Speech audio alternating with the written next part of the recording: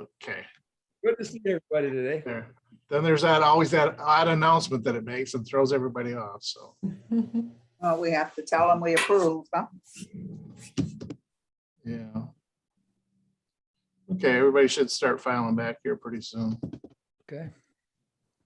So Ellen, are you aware of what's going on with the city council again? A little bit, yeah. Never a dull moment. Do you know why they muzzled her? The chair? There, yeah. Well, here we go. Not sure I want to know.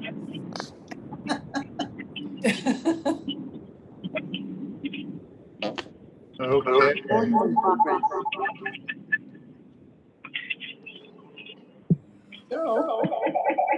Oops, somebody's got their phone on or something. There we go. All right, I think we have everyone back that I can tell. I've hit the record button. Still getting some feedback. Maybe that's it there. Okay. All right, so can everybody hear me? Yep. Yes. Okay. Gotcha. All right, so let's start the show. Welcome to the Rotary Club of Flint. Today's October 1st, 2021. And I'll be flipping switches here for Kyle. Kyle's still at his retreat, I think, on Mackinac Island, so I don't feel too sorry for him. But I'm glad to take over for today and run today's meeting. If I can remember how to work it here. And today, Kyle's honorary bell ringer for October 1st is former Major League Baseball All-Star and baseball patriarch outfielder Gus Bell. October is when we enjoy baseball playoffs. Excuse me. And the late Gus Bell was a leader of a true baseball family. Along with his son Buddy and his grandsons David and Mike, the Bells played or managed in the major leagues for a total of 58 seasons. This legacy began with Gus's debut in 1950 and is going on as David is currently the manager of the Cincinnati Reds. So with that, let's ring the virtual bell. Hey, there we go. All right. Yeah, your ears hurt from that? Oh, they hurt. Yep. All right, let's start our meeting with the Pledge of Allegiance. I pledge allegiance Allegiance to the flag of the United of the United States of America America and to the republic for which it stands, one nation, under God, indivisible, with liberty and justice for all. Thank you. Let's go to the four-way test for our Rotarians of the things we think, say, or do. Is it the truth? Truth is it fair to all concerned? Will be goodwill and better friendships. Better friendships. Will be Will beneficial be beneficial to concerned. all concerned. Thank you. And today's inspirational message, past President Amy Krug. Thank you, George. So I was thinking a lot about trying to tie in the autumn season into what I was thinking about, but autumn's one of those odd times. It's almost a time where we have to let go. And I know these last couple of years, there's been a lot of letting go. And I had a friend whose grandmother just died, and she was 102 years old. And the family was very sad, of course, with her passing, but most of the comments were she used every minute that God gave her and that it was a life well lived. And I think, I don't know how many of us will be given 102 years on this earth, but I think doing as much good as you can while you're here is a true gift. So I saw this quote from Dudinsky, and I think it fits. It says, "I hope I can be the autumn leaf who looked at the sky and lived, and when it was time to leave, gracefully knew life was a gift." So Dear Rotarians, remember that life is a gift and to live every day to its fullest because we don't necessarily know how long our dash is going to be. So make sure it's meaningful. Very nice. Thank you, Amy. That's it. Do we have any announcements today from anyone? No. I do have one that I'd like to share with you. Kyle wants me to remind you that we will be going back to in-person meetings with a hybrid viewing option. So we must be streaming. It's going to begin on October 15th. So we'll be back at the food bank.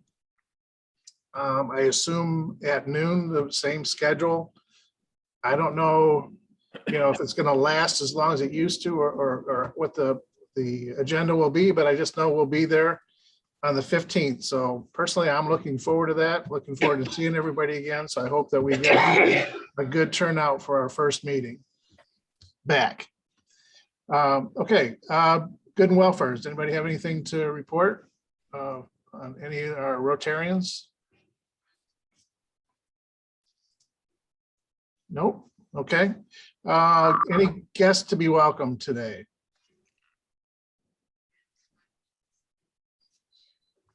Okay, hearing none, we'll move on then.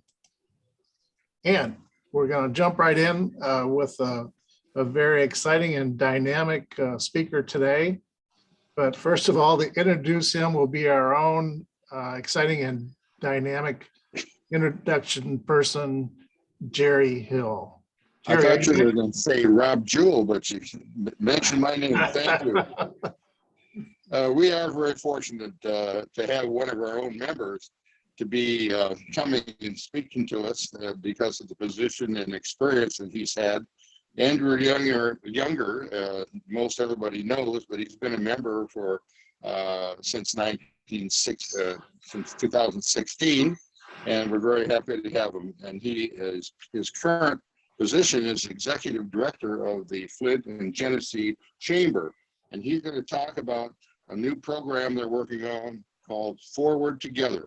So Andy, thanks a lot, and I'm looking forward to hearing your talk. Jerry, thanks so much, and it's so good to see all of you. It's nice to be back. It's been a while since I've been able to join a virtual Rotary meeting, and certainly look forward to seeing all of you in person again in a couple of weeks here. So, but in the meantime, I'm very excited to share I'm going to share my screen and to talk about a relatively new initiative that the Flint and Genesee group has been undertaking. And just double checking, can everybody see my screen here? Yep. Okay, great. Well, so before I really dive into Forward Together, one of the things I wanted to talk about, I think it'll be really helpful to explain some exciting recent changes within the Flint and Genesee Chamber and its organization as a whole. So what used to be known as the Flint and Genesee Chamber of Commerce is actually now the Flint and Genesee Group. I know many of you might be familiar with this, but it's still a relatively new change, and function wise we're pretty much the same, but what hasn't changed is that we aim to strengthen the local economy and create a place where people thrive and businesses and invest and grow. And the name change, the whole purpose of it is to really address some of the confusion around the broader services and functions of the group, as opposed to what we do as a traditional chamber of commerce. There's kind of a difference there. And so that's really what it's meant to address. And so as a result, the group itself is now the umbrella organization of 4 divisions that all work together to enhance the economic vitality and business opportunities and quality of life here in Genesee County. And each of us approach it from different angles. And so with the Flint and Genesee Chamber, I work with our small, medium, and large businesses that exist and function here in Genesee County and help create opportunities for them from anywhere from networking to leadership development and helping solve some of their business challenges. The Flint and Genesee Economic Alliance is our county's economic development organization, and they focus on bringing talent in, bringing businesses in, and helping our existing businesses really grow and increase their numbers of employees and creating jobs, but also being what we call an economic multiplier, a business that doesn't just circulate money within our economy, but actually brings dollars in. The Flint and Genesee Education and Talent, that focuses on the developing our leaders and our workforce and our talent of tomorrow. And so you may be familiar with Youth Quest, Teen Quest, or the Summer Youth Initiative. Those are things all focused on those all run through the Education and Talent Group. And then Explore Flint and Genesee is our Convention and Visitors Bureau. So that really kind of helps. What's nice about it is that, as a group, we have the ability to combine resources, information, and join forces to address a lot of needs that we have in ways that are far more impactful and even efficient than we would if we were acting alone. And just one example, for instance, is that recently we hosted a career expo, which took place at the Dort Financial Center, and we had 120 employers. We had attracted over 500 job seekers, and that wouldn't have happened without all of us coming together and sharing feedback and information with each other, realizing what a major challenge in our area the need for employees are. And not only were we able to do that across all businesses, from hospitality to manufacturing and everything else, but we were also able to provide resources to our job seekers, anything from resume counseling, career counseling, to helping find a suitable outfit and even getting a haircut. So those are the kinds of things that we can do together as the group, and that really kind of helps. Hopefully that helps give you a sense of who we are. So I'm sure many of you know who Tim Herman is. I have not taken his place by any means. He is the CEO of the Flint and Genesee Group, and that's the umbrella under which those 4 divisions operate. So, all right. So now on to Forward Together. And I know also that many of you have participated in the sort of the initial stages, sort of the information gathering stages, and so some of this may not be brand new to you, but for some of you it may be brand new. And so what I'm excited about, though, when I came onto the chamber, I was so excited to see that this had taken, was in place. And really what Forward Together is it's a shared goal, not just for the Flint and Genesee Group, but for our entire county. The target is to aim towards what will make Genesee County a place to live, work, and own a business. And I really do want to acknowledge a couple of things before I move on. First is that I need to give full credit to our economic development team. That's Tyler Ross Messler, and who's the executive director of the Flint Genesee Economic Alliance, as well as many other people at the Flint and Genesee Group, who really were the ones to put in the time and effort to conduct the research, analyze the results, and develop the vision of Forward Together. And because I'm relatively new, it was so nice to be able to walk in to an organization that is just getting started on a shared vision like Forward Together. And it's what's nice is that it's playing a key role in the strategy that I developed for the chamber, as well as for the other divisions of the Flint Genesee Group. And I say that to acknowledge that while I'm honored to be a messenger today of Forward Together, I certainly don't have all the answers. And so, at the end, I'm happy to take your answers and answer as many as I can confidently, but there may be some that I won't be able to answer, and that's totally fine because I'll take those questions back. I mean, one of the things I really value about our group here at Rotary Club of Flint is that we ask amazing questions. There are some great thinkers here, so we want to get those questions and considerations, and that will help make it stronger. Also, the other thing that I think is important to note is that this should have been launched in late 2020. And as you can imagine, the pandemic has really kind of taken some of the bang out of our introduction of Forward Together. And so that being said, this is our opportunity. This is one of our opportunities now, and I'm thrilled to be a part of moving ahead with actually getting the word out. So I'm so glad to be a part of it with you. So the whole purpose of Forward Together is to develop a vision for economic vitality for our county, because we see that economic vitality is going to be the key to success. And you'll see how we define economic vitality, but I think it's important to announce or to acknowledge that our definition is I think a truly inclusive and equitable one, and I think that that's a critical component of what will make Genesee County successful in the future. So moving on, just really quick about the approach of Forward Together. So this effort started back in 2019 and involved many community members, many community leaders to provide input that really has informed the vision of the organization or of the effort and Forward Together.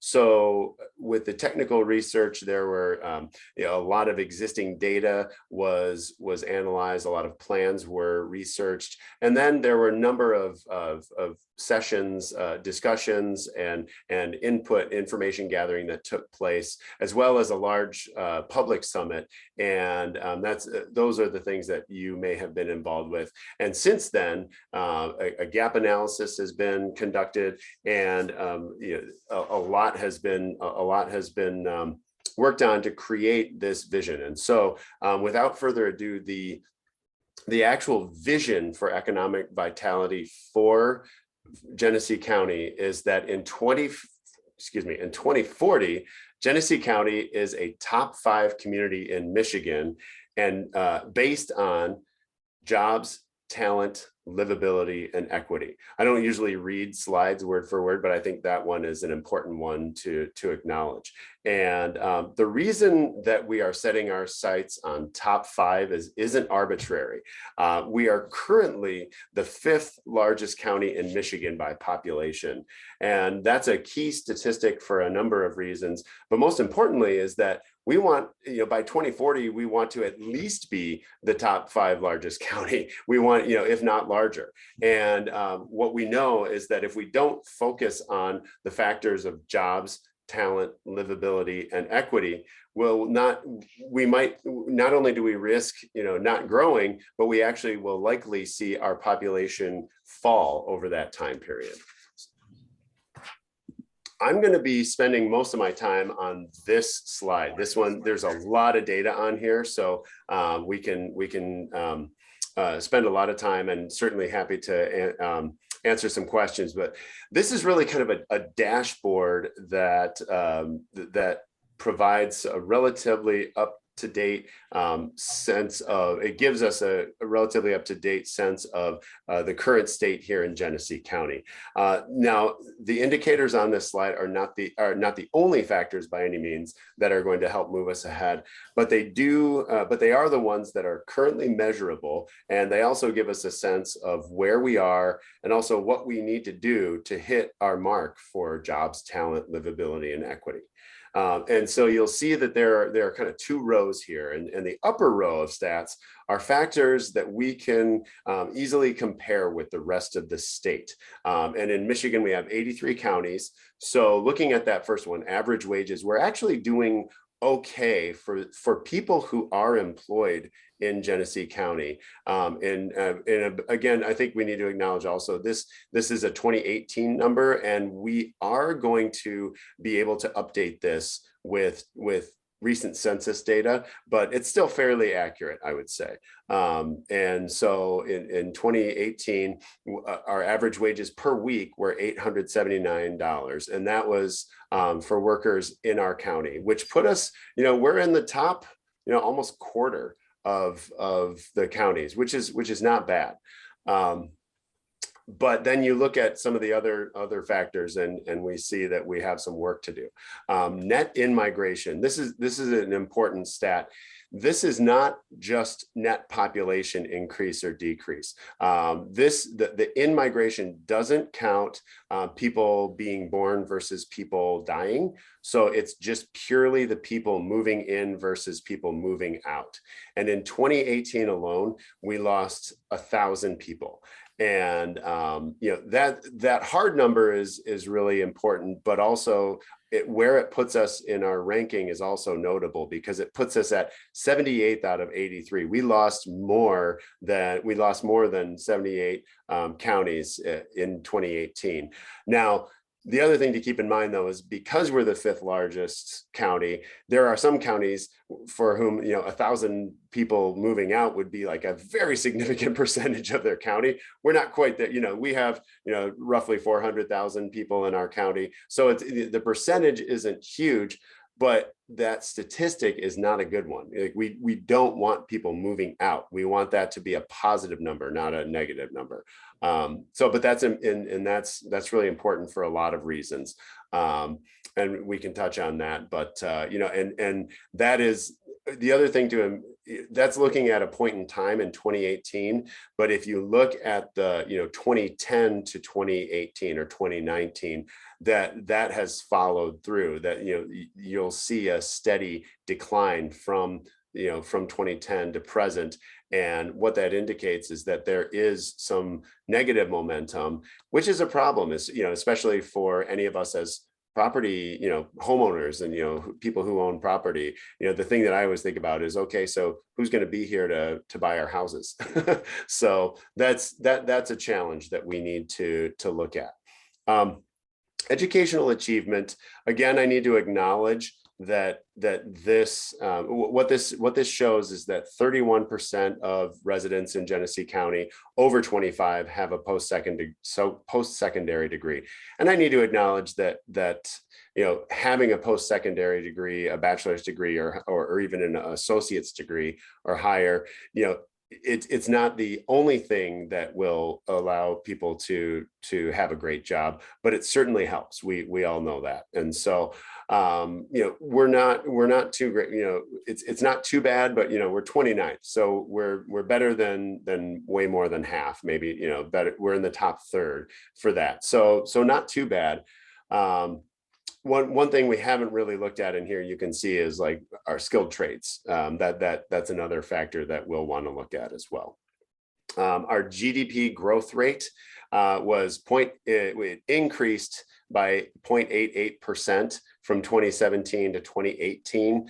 And so we're, just in the second half, like the lower half in terms of our growth. So we're not, again, we're not ranking too well with that.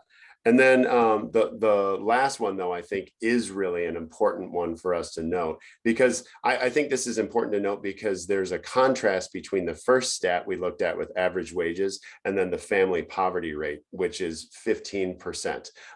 We have a higher rate of families living in poverty than 78 of the counties in Michigan. So that is a big challenge, a big challenge that we need to address. So for those people who do have jobs, they're doing okay. But those who don't have jobs, or maybe there are enough people who have jobs that are low paying enough that it's still keeping a large number of our families in poverty. Now, the lower row of stats are measures of things. Many of them are kind of compared to the national stats, but also there are some state stats here as well. But economic mobility, we think, is an important one. And we are, what this shows is that 6.8% of the people, that's the fraction in the top 20% of household income earners who were born in the bottom 20%. And we were talking about this ahead of this presentation, because initially I didn't know what that meant. To me, initially I thought, oh, top 20%, that must be some really significant earners.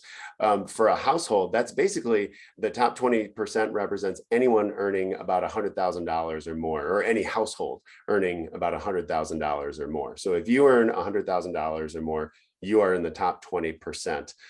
And only 6.8% of people earning that level or higher started out and were born in the bottom 20%. And the key thing to look at there is the comparison, which is that across the country, 10% of people in the top 20% were born in the bottom 20%. So there's less economic mobility in our county. And one of the things that I've talked about and noticed is that just sort of an anecdotal indicator of that is of the people that I know who I consider well off in our county, many of them were born into into a higher class or an upper middle class family, and so they had those opportunities. I don't know that many people in our county who started out in that bottom 20% of income who have made it up to that higher level. So both statistically and anecdotally, I think that tends to play out. Our change in household income, this is another, I think, key metric. We actually, this has been good. Our household income has gone up 3.8% from 2014 to 2018. And compared to the state median, we're doing okay with that. We're actually doing better, which was 2.34%. And again, one of the things that we want to think about and consider is, what does the rest of our state look like? There are certain, it's easy to compare ourselves to the Oakland counties and Washtenaws and Waynes when you look at that. But really, a lot of our state is, there's a lot of rural poverty. There are, a lot of places that don't have as much opportunity as we do. But at the same time, I mean, I like that. I like the direction we're going with that, but we can continue on that path as well. Workforce participation, we're actually a little low. We're at 58% of residents currently employed or actively seeking. Again, this is 2018. This number has probably changed dramatically. I don't know. I don't have the numbers in front of me on what it is today. And I think that's changing quite rapidly, kind of doing a bit of a roller coaster. So we'll see where we shake out once we kind of get past the pandemic from a sort of a health and social and economic standpoint. But in 2018, we were at 58%. The state median was 61.3%. So again, below the median for that. Third grade reading proficiency, I think so many of us know and have heard so many times about the importance of third grade reading proficiency, because before third grade, we learn to read. After third grade, we read to learn. And there are so many statistics about the challenges of being able to, or not being able to read at a third grade level. So many indicators there. We actually decreased annually our third grade reading proficiency by 2.6% from 2015 to 2019. And the state median was also a loss. So that's not only a Genesee County challenge, that's a state challenge, but it's been worse for us. So that is definitely a focus that we need to have, that we need to focus on educating, especially early childhood up to third grade, and really focus on those services and support. SNAP recipient households, so that's supplemental nutrition, food stamps. We are at 8.5% of our households are receiving SNAP supplemental nutrition assistance in Genesee County, as compared to 5.8. So almost a 3% difference in the number. And again, that's percentages. You can kind of see, like, we have 34,000 families, which is 8.5% of roughly 400,000. And then the state average is much smaller, but that's also because so many of the other counties are so much smaller. But percentage wise, we're at 8.5%. Total jobs, we actually did have an increase in our job growth from 2015 to 2019 of 1.5%. Compared to 1.46. So we're pretty much right in line, maybe just a little better than the state as far as that goes. And then the change in number of businesses. This one, I think, is also kind of an important one for us to look at. This, we've lost 1.6% of our businesses, or at least the overall number. We've lost 1.6% more than we've gained between 2013 and 2017, as compared to a slight gain of 0.58% across the state. One of the things, you may be wondering, why are we looking at these things? And also I think that it's worth noting that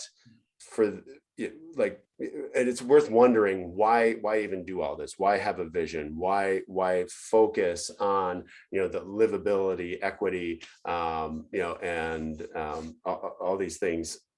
And the reason is something, I always recall a conversation that my friend Adrian Walker and I had, that if you don't measure it, it doesn't get done. And what we can say is, if we don't name it, we can't even measure it. So with naming Forward Together and putting these things into a shared vision and putting our name on it and setting a target for ourselves, it gives us something to aim for. And then this dashboard is really the starting point. You can see why I spent so much time on this. This isn't telling us this isn't saying where we need to go, but it is telling us where we are, so that we understand what our starting point is. And I know so many of you here focus on these things day to day, or maybe you focus on one of these things, or maybe a couple of them. But I think the opportunity that we have, not just the opportunity, but the imperative that we have as the Flint and Genesee group, but also as residents of our county and leaders in our county, is to really look at this on this full scale, so that we all are focusing on improving our jobs, talent, livability, and equity. So that's really the focus of that kind of tells us where we are today. Moving on, we'll know when we've succeeded when our property values rise throughout the county, when investments expand at all scales, and when wages rise across sectors and also across job levels, and also economic and social mobility improves. Those are the things that we're looking for. And the immediate action agenda, you'll see that these are fairly broad strategies, and that's where we are with this. But intentionally, these 6 strategies that you see here under the action agenda are intentionally broad, because 20 years is kind of a long time. I mean, in some ways it's short, but a lot can happen in 20 years. And so we are not trying to be extremely prescriptive in what we actually are telling people to do in terms of the specific tactics or specific actions, but these are the strategies that we want to focus on. So identify what our community challenges are. We just identified many of them here. So turning those into economic opportunities, focusing on business attraction and retention, bringing people in, are expanding our tourism options. So for instance, the reason we say evaluate and expand is because, only recently did we understand and realize that, wow, we get a lot of travel, people traveling into Genesee County specifically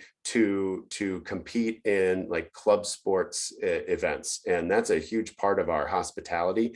We didn't really see that until we conducted an evaluation and realized, oh my gosh, all these teams that are coming in, they're keeping, they're part of what's, keeping our hotels in business and allowing them to grow.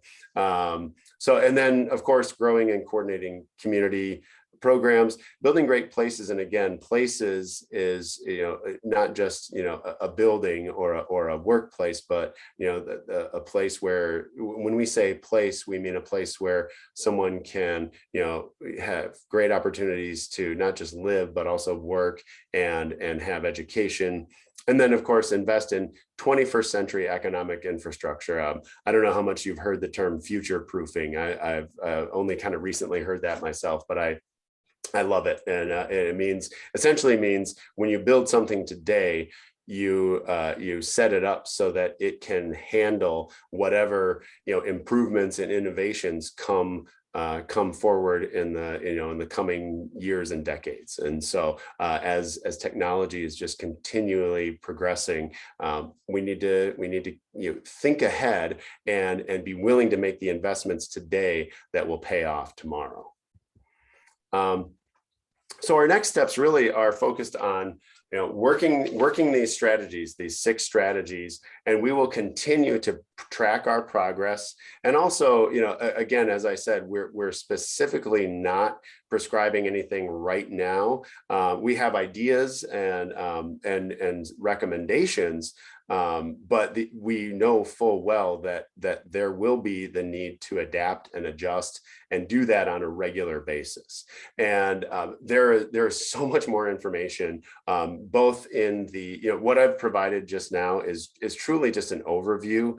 And there is so much more information about the research that has been conducted to date, but also a lot of thinking and a lot of great ideas in there about how we can move forward and ways that we as individuals and as business owners and as leaders can be a part of this and actually take action individually.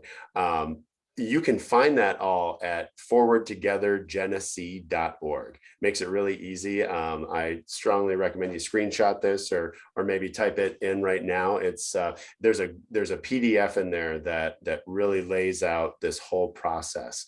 And I think it's really important and really valuable for us to keep these goals in mind. And what I'll say is that what this has given me is something to measure any of my ideas against, any of our programs, whether we're considering them, whether we're evaluating existing programs.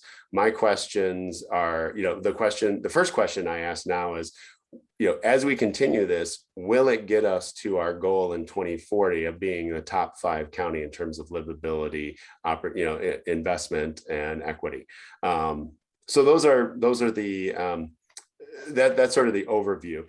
Again, this is very high level at this point, but and I'm very excited to be able to introduce it, but I think what you'll see over the next 19 years is that you'll see continued progress and updates from me and from our team, but you'll also see more focus on it across the community.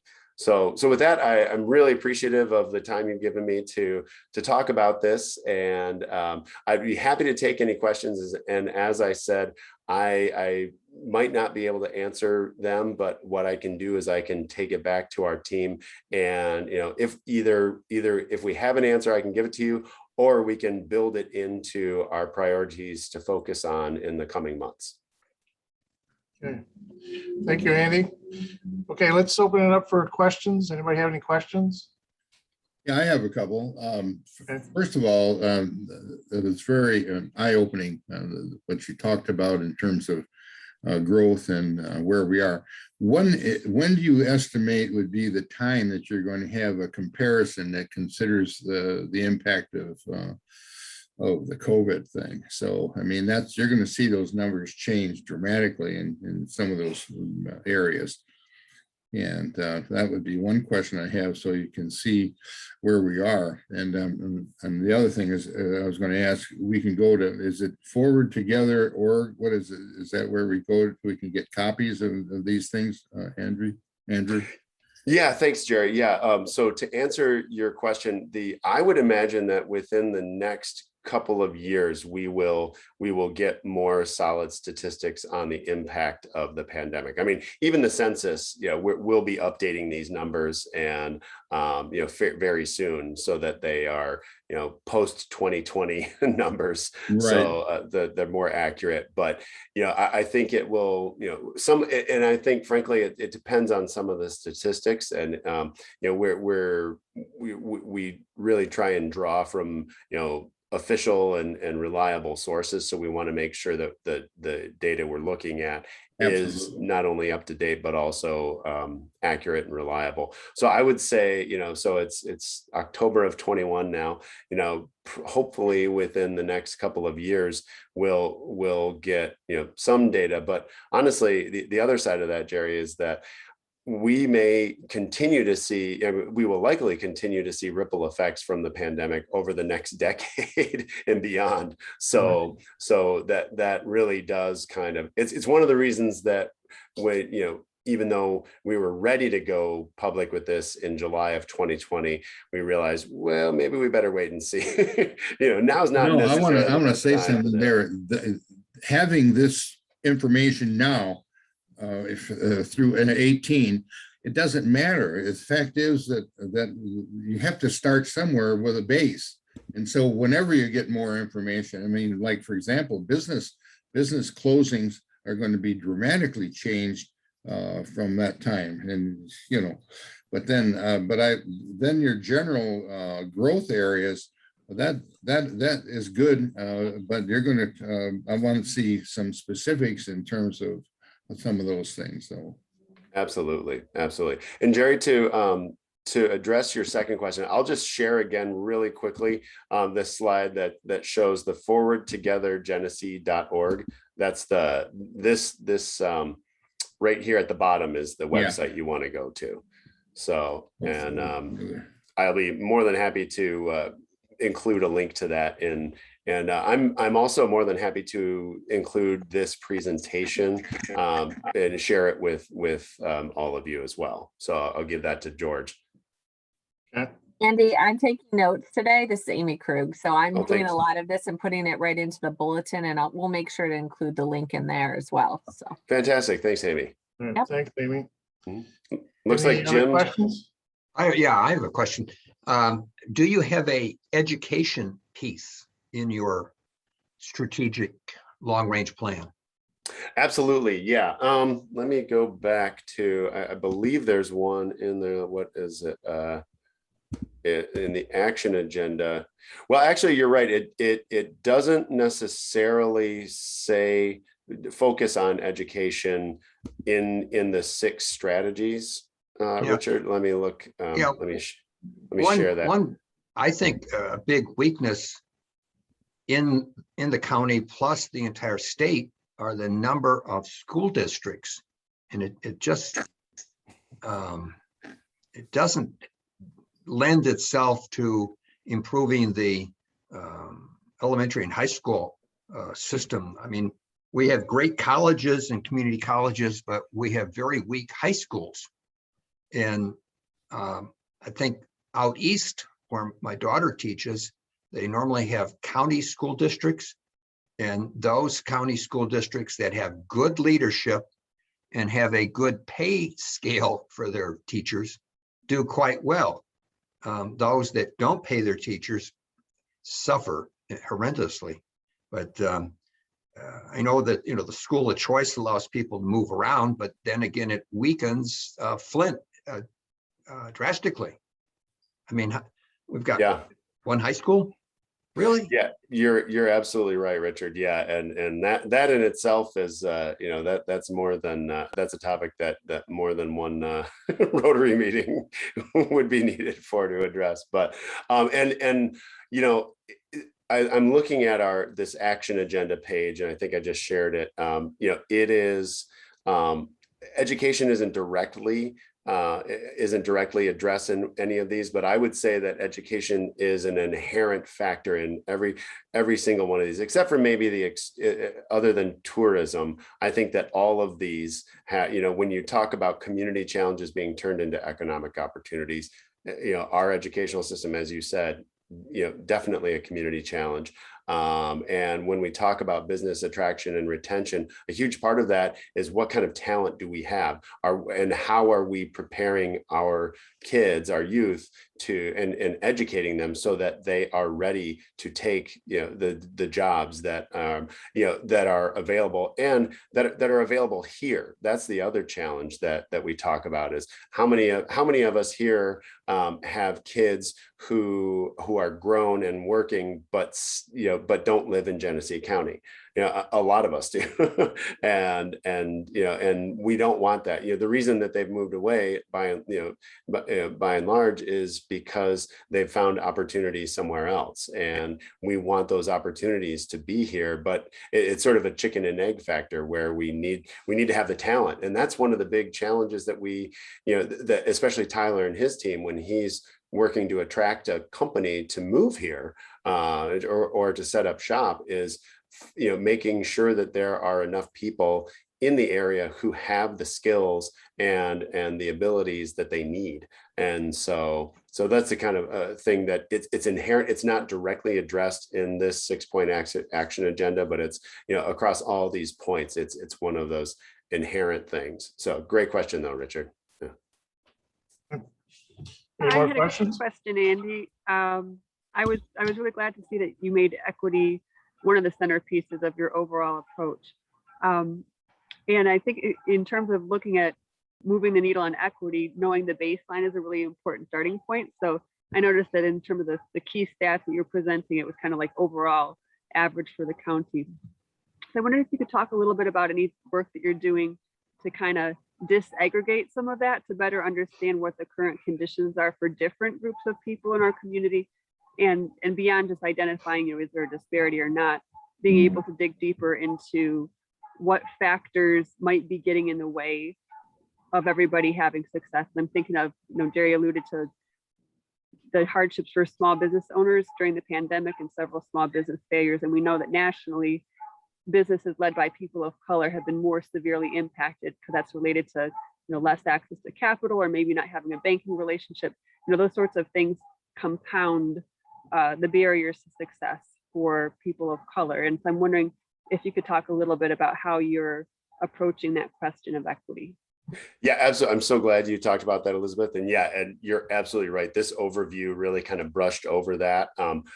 A couple of things I would point to. One is the Forward Together document itself does dig much deeper into, and gets much more granular into where, like you said, it's disaggregated. It looks at Flint and other, and out county, and really acknowledges some of those differences and disparities. The other thing that we've commissioned and recently put out is we worked with a social research company called Entry Point, and recently put together kind of a bigger scorecard of the state of business and social, socioeconomic opportunity here in Genesee County. And it really did focus on a lot of those disparities and got much more granular. So I will, that's another thing that I will share, a link that I will share and follow up. So Amy and George, I'll send it to you and you can include it in your notes. But that's a great point, Elizabeth. And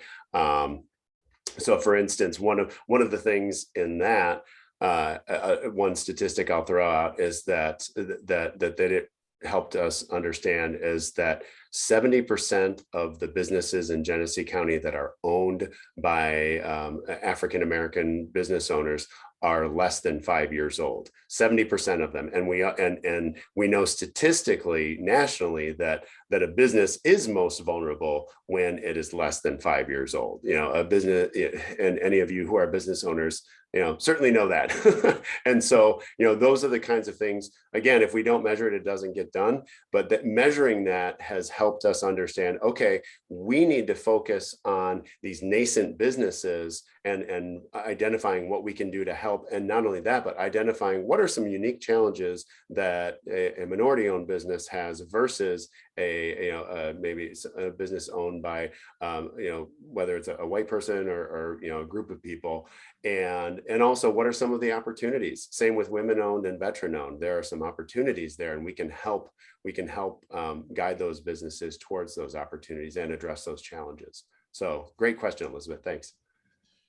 Okay, thanks. It's about 1 o'clock, so I'll wrap up or start to wrap up the meeting. Thanks, Andy. We appreciate your presentation today. Sounds like there's a lot of questions out there, and so we know how to get a hold of you, and now we have the website available too. So thanks for your presentation today. So and for that, the Rotary Club of Flint is going to make a donation in your name to the Rotary International Foundation to help eradicate polio in our lifetime. So thank you very much. Well, thank you. It's an honor. And really, I truly intend for this presentation to be the start of many conversations. So really eager to continue having those conversations with all of you.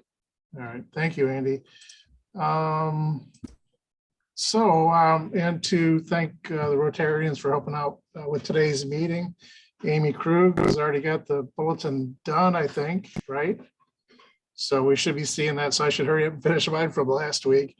I'd like to thank Jerry Hill for doing our introduction and Amy for our inspirational message as well. Next week, we're going to have Paul Rosicki as our speaker. Paul's always a great speaker and has a lot of good information for us. So appreciate it if you would tune in next week and join us for that meeting as well. Kyle should be back, so he will take over the reins of the computer system for us then. And just a reminder Rotary helps serve to change lives, and let's make sure that keep that in mind as we move through our week and into next week's meeting. And with that, if there's no other announcements or anything else, I'm going to end the meeting with the sound effect bell. Stand back. Good job, All right. Well, thank you, everybody. We'll see you next week. See you next week. Have a good weekend, everybody, or a good week. Bye. Thanks, Andy. Thanks. Bye, everyone. Thank you so much. Andy, do you have my Community Foundation email? You're muted. I'm sorry. I think George left. Oh, no, George is there. No, I'm still here. Yeah, Andy's muted. Oh, Andy's Andy. muted. I'm going to call him. Sorry about that, Amy. Yeah, okay. sorry. Do you want to throw it in the chat? Yeah, then, it's okay, simple, but thank I'll you. put in the chat. Yeah, Great.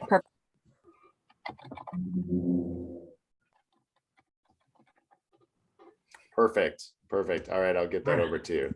Thanks, everyone. I really appreciate the opportunity to talk. Yeah, this is exciting stuff as far as I'm concerned, and glad to be able to share it. Yeah, great presentation. Thank you. Thanks, Thank Andy. you. Thanks. All right, have a great rest of the day. George You and too. Amy, I'll send you all these documents right away. All right. Thank you. Appreciate it. Bye Bye-bye. now. Bye, everybody. Bye. Doodles. Bye. Good job, George. Hey, it's like falling off a horse or getting back on a horse or whatever. Hey, we're going to have Michael J on the 15th. I'm sending you information on that, I guess, in case you're the I assistant. can get you out of there. Take one out. Speaker. You can go. Okay. Okay. All right. Thanks, Jerry. Okay. Bye-bye. See ya.